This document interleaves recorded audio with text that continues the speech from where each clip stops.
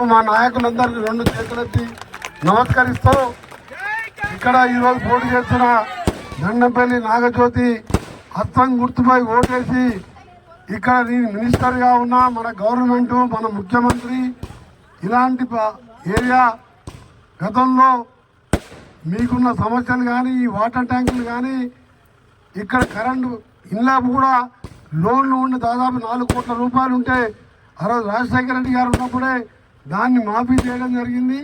దాంతోపాటు ఇక్కడ రైతులకు సంబంధించిన సబ్స్టేషన్ కూడా 3 కోట్లతో సబ్స్టేషన్ కట్టడం జరిగింది. జనార్దన్ రెడ్డి గారు సర్పంచ్గా ఉన్నప్పుడు సిమెంట్ రోడ్లు వేసినా, గ్రామ పంచాయతీ బిల్డింగ్ కట్టించినా, ఏమి చేసినా మనమే చేసినాం. ఇంకా చేయవలసిన కార్యక్రమాలు ఉన్నాయి.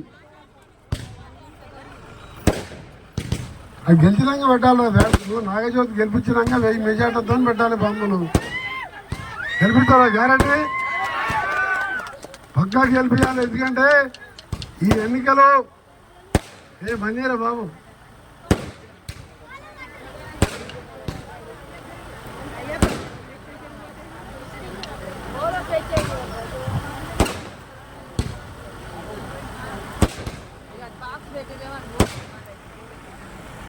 చూస్తాం టీఆర్ఎస్ గవర్నమెంట్ 10 ఏళ్లలో ఒక్క రేషన్ కార్డు అని వచ్చిందా మీకు? తెల్ల రేషన్ కార్డు ఇప్పుడు వచ్చినాయి.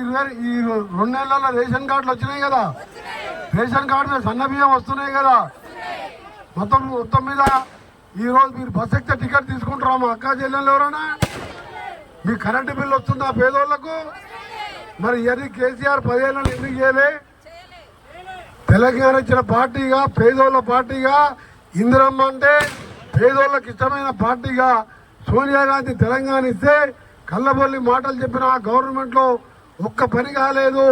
అంత అప్పుల పాలేసి దోసుకుంటే ఈరోజు మన ప్రభుత్వం వచ్చి రేవంత్ రెడ్డి గారు ముఖ్యమంత్రిగా, మినిస్టర్గా నేను ఒక్కొక్కటి చేసుకుంటూ పోతున్నాం.